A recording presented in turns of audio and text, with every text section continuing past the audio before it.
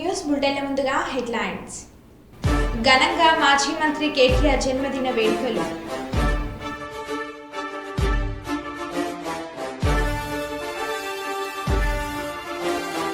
ఇల్లందు ప్రభుత్వ వైద్యశాలను ఆకస్మిక తనిఖీలు చేసిన జిల్లా కలెక్టర్ జితేష్ వి పాటిల్.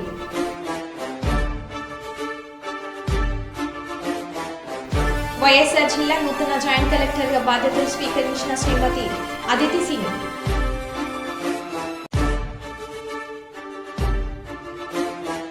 రెడ్ బుక్ లో భాగంగానే లోకేష్ ఇదంతా చేస్తున్నారు. మాజీ మంత్రి వైఎస్ జగన్మోహన్ రెడ్డి.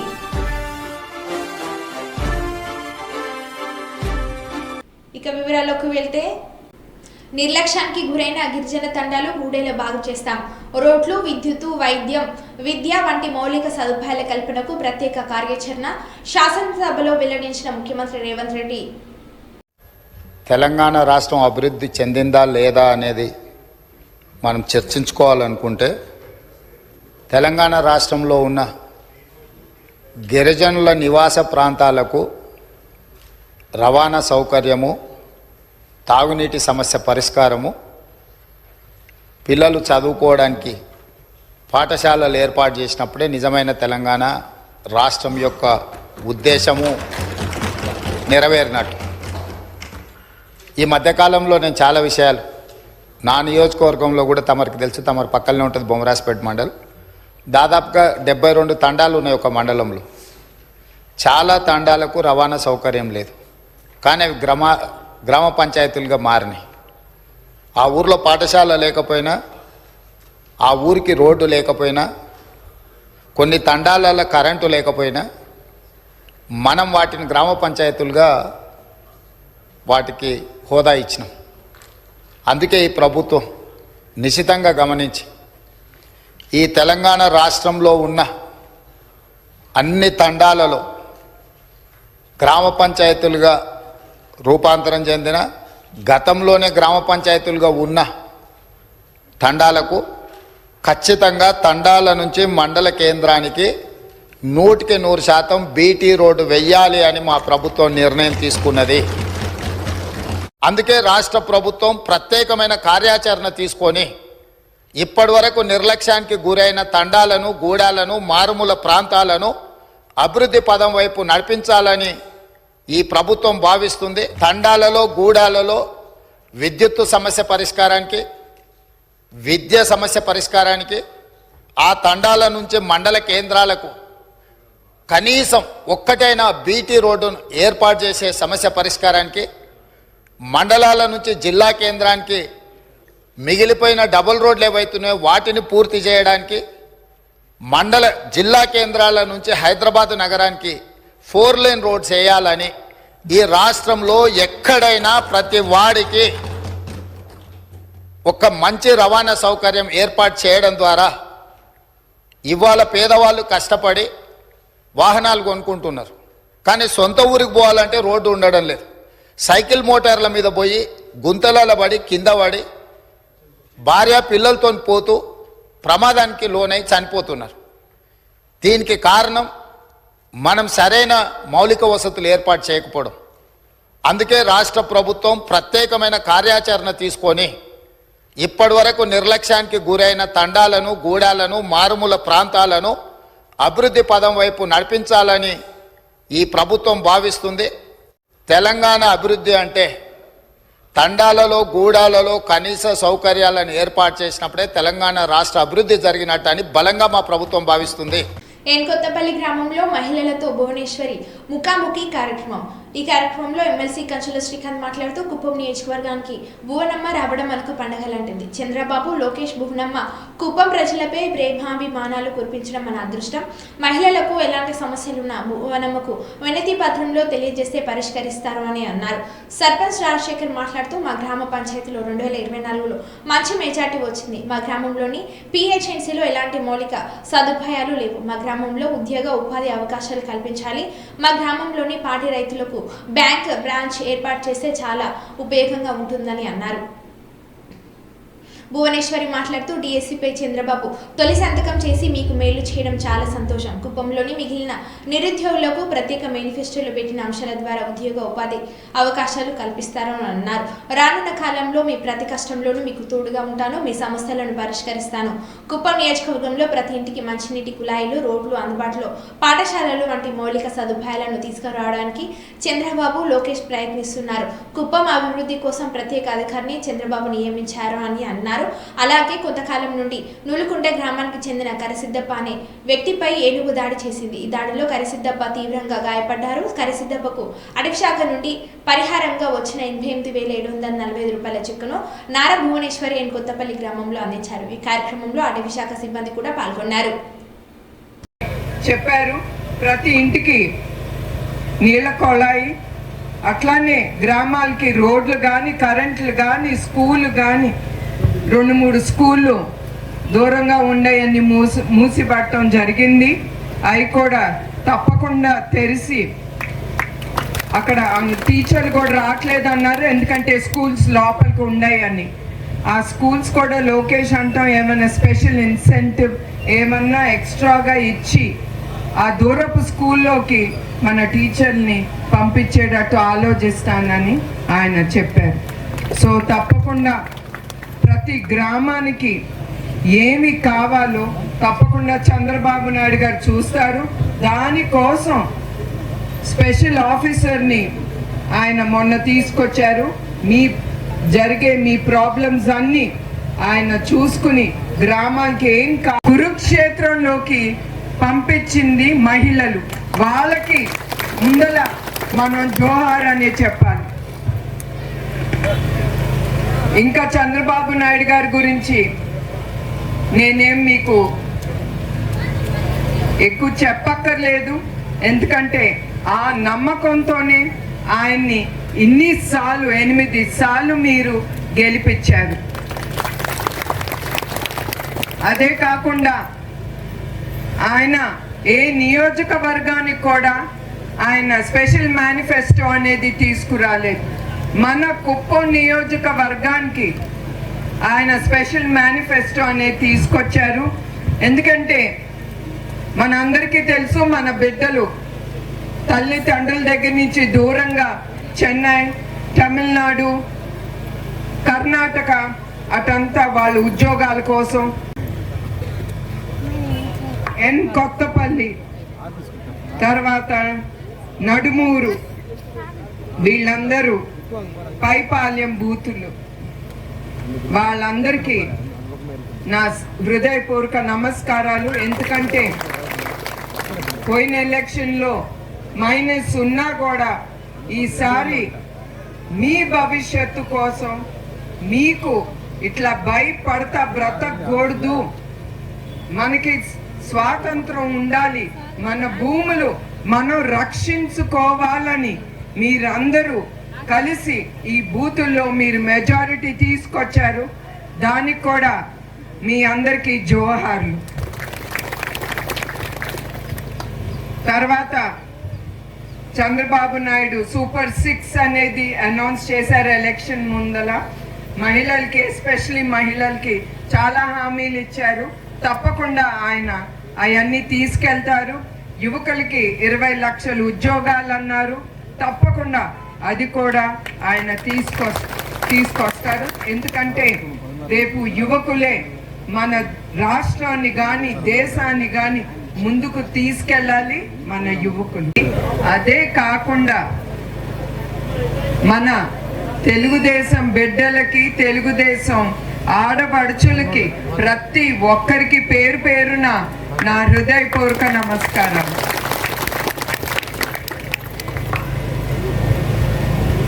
గత 5 సంవత్సరాలు మీరే కాదు, మీ కుటుంబాలు కూడా చాలా ఎదుర్కొనే వైసీపీ ప్రభుత్వం అరాచకాలు. అందుకే ఆ అరాచకాలు దించటానికి ప్రజల ప్రభుత్వం అనేది తీసుకురావాలని మీరందరూ ధైర్యం చేసి మన కూటమి ప్రభుత్వాన్ని మీరు గెలిపించారు. మీ అందరికీ జోహార్లు. కూటమి ప్రభుత్వం, మీ ప్రభుత్వం, ప్రజల ప్రభుత్వం అంటే ఏంటి? ఖమ్మం జిల్లా నేలకొండపల్లి మండలం భైరవునిపల్లి గ్రామానికి చెందిన గుండపనేని పరాంకుశరావు గత ఏడాది మృతి చెందారు.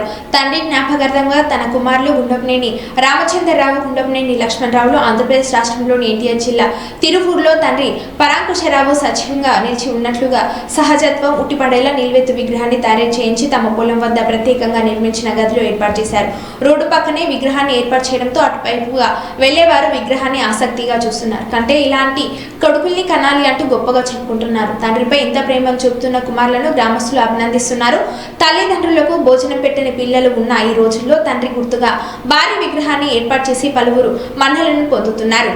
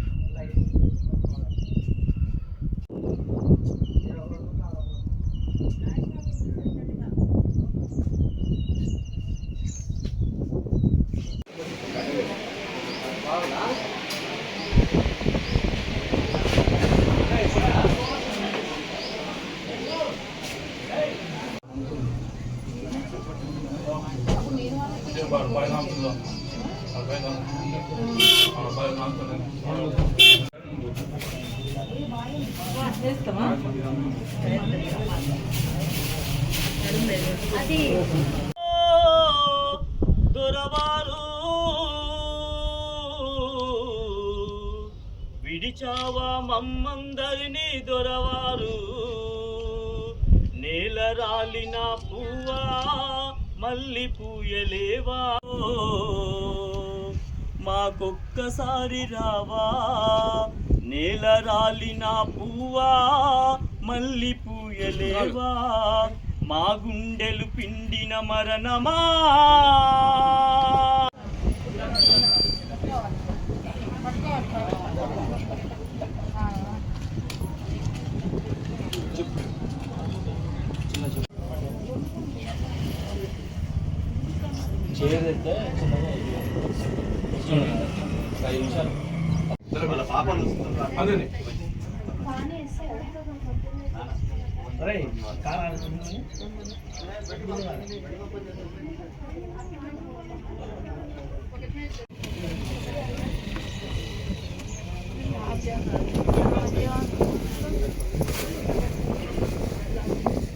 नवो भौतिजाय मानो नाम के तो रुषदामित्यग्रे भागं देवेभ्यो ददात्याय प्रचन्द्रमा चरति दीर्घामायुः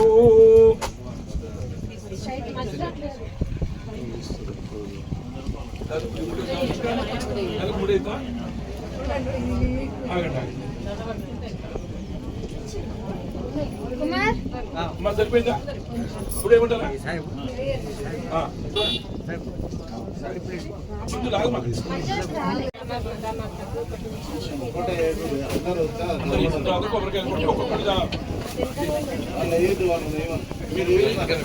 రామచంద్రారు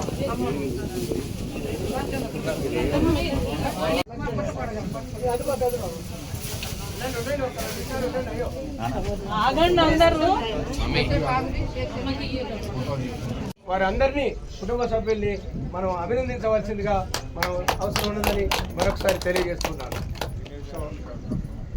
ఈ కార్యక్రమానికి చేసినటువంటి యొక్క కాంగ్రెస్ పార్టీ అభిమానులు వారందరినీ కుటుంబ సభ్యుల్ని మనం అభినందించవలసిందిగా మనం అవసరం ఉన్నదని మరొకసారి తెలియజేస్తున్నాను. ఈ కార్యక్రమానికి చేసినటువంటి యొక్క కాంగ్రెస్ పార్టీ అభిమానులు ఏనాడు మా నాన్నకు తెలియదు, ఒక్కరు కూడా ఎప్పుడైనా భయపడేవాడు కాదు, దేనికి భయపడేవాడు కాదు. కుళ్ళు అనేదే తెలియదు మా నాన్న. ఇంతమంది పెళ్ళిళ్ళు చేస్తున్నా కానీ ఎంత ధైర్యంగానో చేస్తున్నా.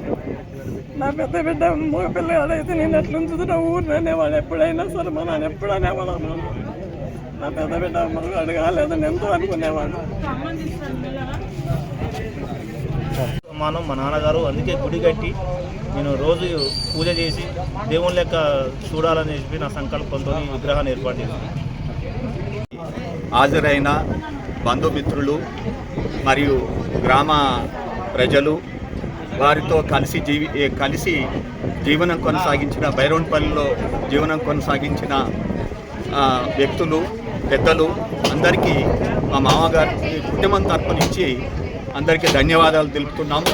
ఈరోజు మా మామగారు లేని లోటు ఈ గ్రామంలో ఇప్పుడు ఒక మిత్రుడు, గ్రామంలోని ఒక మిత్రుడు చెప్తుంటే చాలా బాధగా అనిపించింది. వారు ఏ విషయం తీసుకున్నా ఈ బైరోన్పల్లిలో ఒక పార్టీ అనేది ఆయనకు ఒక పార్టీలో ఉన్న వ్యక్తి వేరే పార్టీలోకి పోవాలంటే ఆయన జీవిత చరిత్రలో కూడా ఆయనకు ఎప్పుడు కూడా అటువంటి కార్యక్రమం చేయలేదు. ఆయన నమ్ముకున్న సిద్ధాంతం మీద కట్టుబడిన వ్యక్తి. వారి కుటుంబం చాలా పెద్ద కుటుంబం, 5 అమ్మాయిలు, 2 కుమారులు. ఇంత పెద్ద కుటుంబాన్ని కూడా కష్టపడి అందరి ఉన్నతమైన స్థితిలో ఉన్న వ్యక్తులకు వారి కూతుర్లను ఇవ్వడం జరిగింది. వారి యొక్క సంకల్పం చాలా గొప్పది. తర్వాత ఎవరు ఎన్ని మాట్లాడినా ఆయన నమ్ముకున్న సిద్ధాంతాన్ని తప్పితే మాత్రము ఇంకొకరి ప్రలోభాలకు లొంగే వ్యక్తి కాదు, భయపడే వ్యక్తి కాదు. ఒక సందర్భంలో కూడా వారి విషయం గురించి వేరే వ్యక్తులు చెప్తుంటే నేను విన్న సందర్భం ఏంటంటే, ఇక్కడ కమ్యూనిస్టులకు పేరున్న గ్రామం ఇది అయినా వారితోని సిద్ధాంతపరంగానే మాత్రం కానీ వ్యక్తిగతంగా ఎప్పుడు కూడా ద్వేషణలు చేయలేదు. ఆయనే ఇబ్బందులకు లోనయ్యాడు. ఒక దశలో ఆయనని ఇంట్లో పెట్టి అతన్ని స్మాష్ చేయాలి, అతన్ని ఏదో ఒక డ్యామేజ్ చేయాలని ఒక సంకల్పంతో వచ్చినా కానీ భయపడకుండా వారి నుండి పక్కకు తొలగించుకొని ఆయన ప్రయత్నంతో ఆయన వెళ్ళడం జరిగింది. అటువంటి గ్రామంలో ఎవరితోనూ కూడా ఇప్పటి కూడా కమ్యూనిస్టులు కానీ, కాంగ్రెస్ వారు కానీ, తెలుగుదేశం కానీ వారు ఎవరన్నా కానీ అందరితోని ఒక ఫ్రెండ్షిప్గా, ఒక మంచి ఆప్యాయతగా ఉన్న వ్యక్తి. తర్వాత తన దృష్టిలో ప్రముఖంగా ఆయన ఏంటంటే, ఎవరైతే కుమారులు అమ్మా నాన్నకు అన్నం పెట్టరో అటువంటి వ్యక్తులని మాత్రం అతను సహించే వ్యక్తి కాదు. ఆయన అతన్ని పిలిపించి ఆయన తోచిన విధంగా న్యాయం, ఎవరు కూడా కన్న తల్లిదండ్రులు మీరు ఇబ్బంది పెట్టొద్దు, వాళ్ళకు మంచిగా చూసుకోవాలని చెప్పి వాళ్ళని దొబ్బులాడించి వాళ్ళలో సయోధ్య గురించి, కొడుకులకు తండ్రులకు సయోధ్య, అమ్మ నాన్నలకు సయోధ్య గురించి పంపించిన మా మామగారు చాలా ధన్యులు. వారు లేకపోవడం అనేది మాకు కూడా చాలా, మేము కుటుంబ పరంగా మా వదినలు కానీ, మా మర్దళ్ళు కానీ, మా బామర్దులు కానీ మేమెంతో. భద్రాద్రి కొత్తగూడెం జిల్లా భద్రాచలం ప్రభుత్వ ఆసుపత్రిలో పురిటి నొప్పులతో బాధపడుతున్న 2 గర్భిణులకు అత్యవసరంగా సర్జరీ చేసి కాన్పు చేశారు భద్రాచలం ఎమ్మెల్యే డాక్టర్ తెల్ల వెంకట్రావు. భద్రాచలం ప్రభుత్వ ఆసుపత్రిలో వైద్యులకు జరిగిన బదిలీలో భాగంగా డాక్టర్లు అందరూ వివిధ ప్రాంతాలకు వెళ్లారు. ఆసుపత్రిలో వైద్యులు ఎవరు లేకపోవడంతో 2 నిండు గర్భిణులకు పురుడు పోయాల్సిన అవసరం వచ్చింది. ఒకవైపు భారీ వర్షాలు, మరోవైపు వరద ప్రాంతాల సందర్భంగా ఉన్నప్పటికీ భద్రాచలం ఎమ్మెల్యే డాక్టర్ వెంకట్రావు వెంటనే భద్రాచలం ప్రభుత్వ ఆసుపత్రికి వెళ్లి ప్రసవ వేదనతో ఇబ్బంది పడుతున్న 2 గర్భిణులకు పురుడు పోశారు. 2 గర్భిణులు 12 శిశువులకు జన్మనిచ్చారు. అత్యవసర పరిస్థితుల్లో డాక్టర్గా సేవలు అందించిన ఎమ్మెల్యే తెల్ల వెంకట్రావుకు సర్వత్రా అభినందనలు వెల్లువెత్తుతున్నాయి.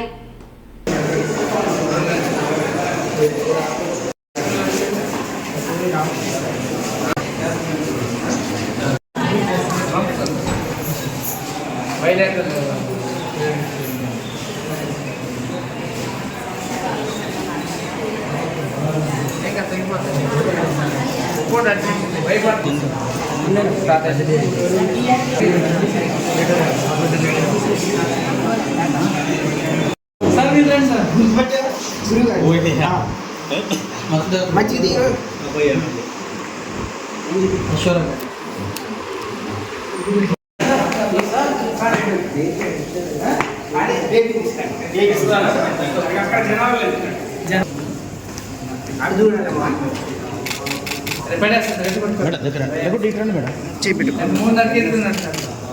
కొంచెం కింద కనబడట.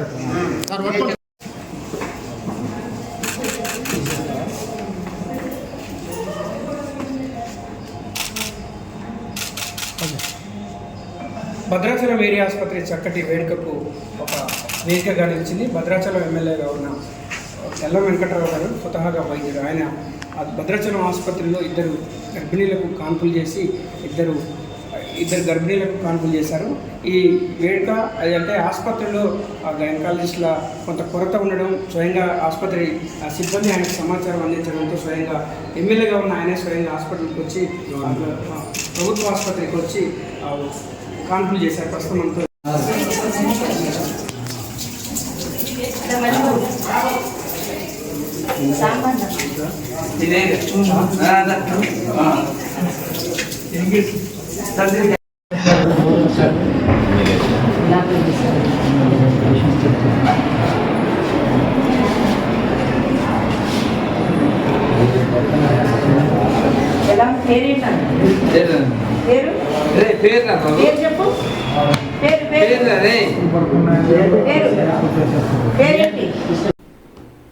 కేంద్ర బడ్జెట్లో తెలంగాణకు తీవ్ర అన్యాయం జరిగిందని కాంగ్రెస్ పార్టీ జిల్లా నాయకులు జాతీయ బీసీ సంక్షేమ సంఘం రాష్ట్ర కార్యదర్శి శంతన్ రామరాజు అన్నారు. గురువారం నాడు స్థానిక ఎమ్మెల్యే క్యాంప్ కార్యాలయంలో బడ్జెట్పై విలేకరుల సమావేశం ఏర్పాటు చేశారు. నిరుద్యోగ జేఏసీ జిల్లా అధ్యక్షులు కమ్మగాని కృష్ణమూర్తి అధ్యక్షతన జరిగిన సమావేశంలో శంతన్ రామరాజు మాట్లాడుతూ బీజేపీ పార్టీ సబ్కా సాత్ సబ్కా వికాస్ పూరా చుటా అని ధ్వజమెత్తారు. దాదాపు 1 కోటి కేంద్ర బడ్జెట్లో తెలంగాణకు అరకొర నిధులు కేటాయించడం దుర్మార్గమని ఆగ్రహం వ్యక్తం చేశారు. 8 ఎంపీ సీట్లు మీకిస్తే గుండుసున్న ప్రజల చేతిలో పెట్టడం ఎంతవరకు న్యాయమని ప్రశ్నించారు.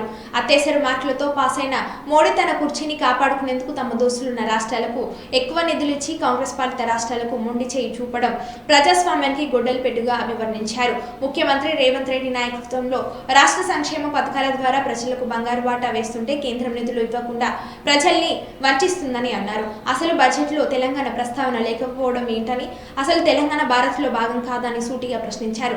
కేంద్రం ప్రవేశపెట్టిన ఈ బడ్జెట్ను తీవ్రంగా వ్యతిరేకిస్తున్నామని అన్నారు. సబ్కా సాత్ సబ్కా వికాస్ ఇది బీజేపీ ప్రభుత్వ నినాదం. ఇదంతా సబ్కా సాత్ సబ్కా వికాస్ అనేది పూరా జూటా. ఇవాళ తెలంగాణకు మరి మోడీ మోసం చేసిండు. 5 కోట్ల తెలంగాణ ప్రజలను మోసం చేసిండు. చాలా బాధాకరమైన విషయం ఇది. ఎందుకంటే 2014లో మరి ప్రారంభమైనటువంటి తెలంగాణ ప్రస్థానం గత 10 సంవత్సరాలు కూడా అన్ని విధాలుగా ప్రజలను విధ్వంసం చేసినటువంటి చరిత్ర టీఆర్ఎస్ పార్టీది. అదే క్రమంలో కేంద్రంలో అధికారంలో ఉన్నటువంటి యొక్క బీజేపీ పార్టీ కూడా తెలంగాణ మీద అక్కసు కక్కుతూ తెలంగాణ రావాల్సిన నిధులను మరి తొక్కిపడుతూ ఇవాళ కాంగ్రెస్ ప్రభుత్వాన్ని మళ్ళీ విమర్శించే స్థాయికి ఇవాళ దిగజాడనేది చాలా సిగ్గు చేసిన విషయం. ఇవాళ కేంద్ర బడ్జెట్ దాదాపుగా 48 లక్షల కోట్లు. ఈ 48 లక్షల కోట్ల లోపల మరి తెలంగాణకు కేటాయించింది నామమాత్రం. చాలా సిగ్గుపడాలి. ఇవాళ కేంద్ర ప్రభుత్వ పెద్దలు అంటున్నారు మరి ఇది కేవలం ఒక తెలంగాణ రాష్ట్రానికి కాదు, ఇది దేశానికి సంబంధించింది. అంటే ఈ దేశంలో మరి ఈ తెలంగాణ భాగం కాదని చెప్పేసి మేము ప్రశ్నిస్తున్నాం. మీరు ప్రవేశపెట్టేటువంటి యొక్క బడ్జెట్ ఏదైతే ఉందో కేవలం మీ యొక్క ప్రభుత్వానికి, ఎందుకంటే అత్యవసర మార్కులతోటి పాస్ అయినటువంటి ప్రభుత్వాన్ని ఏర్పాటు చేసినటువంటి మీరు మీ ప్రభుత్వాన్ని కాపాడుకోవడం కోసం మీ మిత్రులు మీ భాగస్వామ్య పార్టీ ఉన్నటువంటి రాష్ట్రాలకు ఎక్కువ నిధులు కేటాయించి తెలంగాణను అవమానించే విధంగా, తెలంగాణ ప్రజలు వంచే విధంగా ఇలా మీరు బడ్జెట్ లోపల మాకు నిధులు మరి ఏమాత్రము ఇవ్వకుండా మమ్మల్ని అవమానపరిచిందని చెప్పేసి మేము దీని యొక్క తీవ్రంగా ఖండిస్తున్నాం, వ్యతిరేకిస్తున్నాం. మాకు రావాల్సినటువంటి రైల్వే కోచ్లో ఫ్యాక్టరీలు కావచ్చు, మాకు రావాల్సినటువంటి మరి బయ్యారం ఉక్కు పరిశ్రమ కావచ్చు, ఇంకా రకరకాలుగా ఈ రాష్ట్రానికి మేము జీఎస్టీ రూపం లోపల, పన్నుల రూపం లోపల కొన్ని లక్షల కోట్లు కడుతున్నా మీరు మాకు ఇచ్చేది ఏందని చెప్పేసి ఇలా తెలంగాణ సమాజం మేము ప్రశ్నిస్తుంది. ఇక్కడ నుండి బీజేపీ వాళ్ళు కావచ్చు, అదేవిధంగా టీఆర్ఎస్ వాళ్ళు కూడా కావచ్చు. అంటే ఇప్పటికే మరి 6-7 నెలలు అవుతుంది ప్రభుత్వం ఏర్పాటు చేసి మీరు ప్రభుత్వం ఏం సాధించామని చెప్పేసి ప్రశ్న చేస్తున్నారు. 10 సంవత్సరాలు ఈ యొక్క రాష్ట్రాన్ని విధ్వంసం చేసింది మీరు, ప్రజలను విధ్వంసం చేసింది మీరు, ప్రజల ఆశలను కొల్లగొట్టి ఇవాళ ప్రజల ఆకాంక్షలు నీరుగారుస్తూ మరి అభివృద్ధిని కాంక్ష లేకుండా వచ్చేటువంటి మీరు ఇవాళ కాంగ్రెస్ పార్టీని నిందించమంటే చాలా సిగ్గుచేటైన విషయం. దొంగలు ఊరు పంచుకుంటూ మీరు ఇద్దరు ఒకటే తెలంగాణ దోచుకు తిన్నారు, ప్రజలంతా గమనిస్తున్నారు. కాబట్టి మిమ్మల్ని ప్రజలు ఎక్కడ పెట్టాలో అక్కడ పెట్టారు. ఇప్పటికైనా అవాకులు చెవాకులు పెరగడం అని ఈ యొక్క రాష్ట్రానికి రావాల్సిన నిధుల గురించి మీరు మాట్లాడాలి. ఈ రాష్ట్రంలో హక్కుల కోసం మీరు పోరాటాలు చేయాల్సిన అవసరం ఉంది. ఇలా రేవంత్ అన్న నాయకత్వం లోపల ఈ రాష్ట్రం సుభిక్షంగా అన్ని వర్గాల ప్రజలు ఇవాళ 6 గ్యారెంటీలతోటి సంతోషంగా ఉన్నారు. అదేవిధంగా మరి మాన్కోట శాసనసభ్యులు డాక్టర్ మున్లాయక్ గారి ఆధ్వర్యం లోపల అదేవిధంగా మా డీసీసీ అధ్యక్షులు జిన్నారెడ్డి భరత్చంద్ర గారి నాయకత్వం లోపల మేమందరం కూడా ఈ యొక్క కేంద్ర ప్రభుత్వం చేసినటువంటి ఈ చర్యకు కేంద్రంలో మాకు తీవ్ర అన్యాయం జరిగింది. మోడీ చేసిన మోసానికి మేము తెలంగాణకు ప్రవేశపెట్టినటువంటి బడ్జెట్ చాలా నిరాశగా ఉంది. ఎందుకంటే తెలంగాణ రాష్ట్రం ఏర్పడి 10 సంవత్సరాలు అయింది. ఈ రాష్ట్రం ఏర్పడుతున్నప్పుడు విభజన చట్టంలో ఉండేటువంటి రైల్వే కోచ్ కానీ, బయ్యారం ఉప్పు కానీ, అదేవిధంగా గిరిజన యూనివర్సిటీకి కానీ కనీసం వాటికి నిధులు కేటాయించలేదు. ఎందుకంటే ఇది తెలంగాణ మీద ఇవాళ మన మోడీకి ఉండేటువంటి ఒక చిన్న చూపు. ఇవాళ జరిగినటువంటి పార్లమెంట్ ఎలక్షన్లో ఇవాళ తెలంగాణ నుంచి ఒక ముగ్గురు ఉండేటువంటి ఎంపీలను 8 మందిని చేసి పంపిస్తే ఇవాళ తెలంగాణకు తీరని అన్యాయం జరిగింది. అదేవిధంగా రైల్వే కోచ్ మన కాచిపేట రైల్వే కోచ్ అనేటువంటిది ఎప్పటి నుంచి ఎదురు చూస్తున్నటువంటి ప్రాజెక్టు. ఆ ప్రాజెక్టు కనీసం ₹1 కూడా నిధులు కేటాయించకపోవడం అనేటువంటిది చాలా బాధాకరం. అదేవిధంగా బయ్యారం ఉక్కు పరిశ్రమ వేలాది మందికి ఉపాధి కలిగేటువంటి బయ్యారం ఉక్కు పరిశ్రమ కూడా కనీసం దాన్ని ఊసెత్తకపోవడం అనేటువంటిది చాలా విచారం. ఇవాళ 8 మందిని గెలిపించినటువంటి బీజేపీ ఎంపీలు ఖచ్చితంగా ఇలా పార్లమెంట్లో నిలదీయవలసినటువంటి అవసరం ఉంది. గతంలో అదేవిధంగా ఇవాళ ఒకరికొకరు విమర్శన కాదు, ఇలా బీఆర్ఎస్ నాయకులు కూడా దీని మీద కాంగ్రెస్ నిందించడం అనేటువంటిది తప్పు. ఇలా వాళ్ళు బీజేపీ పార్టీని నిందించలేక ఇలా కాంగ్రెస్ పార్టీ మీద నిందలు చేయడం అనేటువంటిది చాలా విచారకరమైన విషయం. కాబట్టి దీన్నే మన మహబూబాద్ జిల్లా కాంగ్రెస్ పక్షాన తీవ్రంగా ఖండిస్తుంది. జరిగినటువంటి బడ్జెట్ సమావేశంలో మరి ప్రధాని అయినటువంటి నరేంద్ర మోడీ గారు మరి కేవలం వాళ్ళ పార్టీ బీజేపీ పార్టీ ఏ రాష్ట్రంలో అయితే ఎక్కడైతే బలపరిచినదో అక్కడనే ఆ కేంద్ర బడ్జెట్ అక్కడ ఎక్కువ ఇవ్వడం జరిగింది. మరి ఇక్కడ తెలంగాణలో మరి కేంద్ర బడ్జెట్ మరి కేటాయించకపోవడం మరి యావత్ ఈ తెలంగాణ రాష్ట్ర ప్రజలు ఈరోజు మోడీ గారికి ఒకటే చెప్తున్నాం, అయ్యా మోడీ గారు మీరు కేవలం ఒక బీజేపీ పార్టీకే ప్రధానియా లేకపోతే రాష్ట్రం మొత్తంలో మీరు ప్రధాని అని ఈరోజు మేము హెచ్చరిస్తున్నాం. మరి అదేవిధంగా మరి నిన్న జరిగినటువంటి అసెంబ్లీ సమావేశంలో మరి ఈ హరీష్ రావు గారు, మరి కేటీఆర్ గారు, మరి కేసీఆర్ గారు ఇలా చాలా మరి బీజేపీ పార్టీని విమర్శించలేక మరి కాంగ్రెస్ పార్టీని విమర్శించడం జరుగుతున్నది. మేము ఒకటే చెప్తున్నాం, మొన్న కూడా మీరు 2 లక్షలు రైతు రుణాలు మాఫీ చేస్తే నేను హైదరాబాద్లో అంబేద్కర్ విగ్రహం దగ్గరికి వచ్చి రాజీనామా చేస్తా ఉన్నావు. సిగ్గు శరం ఉంటే హరీష్ రావు, నువ్వు నిజంగా నీకు మానవత్వం ఉంటే నువ్వు తక్షణమే రాజీనామా చేయాలి. లేకపోతే నువ్వు ఇట్లా మలుచుకొని కూర్చో, నువ్వు కానీ నీ బాబర్ది కానీ మీ మామ కానీ ముడుచుకొని కూర్చోవాలి. కానీ కేవలం మరో బులెటిన్లో మళ్ళీ కలుద్దాం. Stay tune.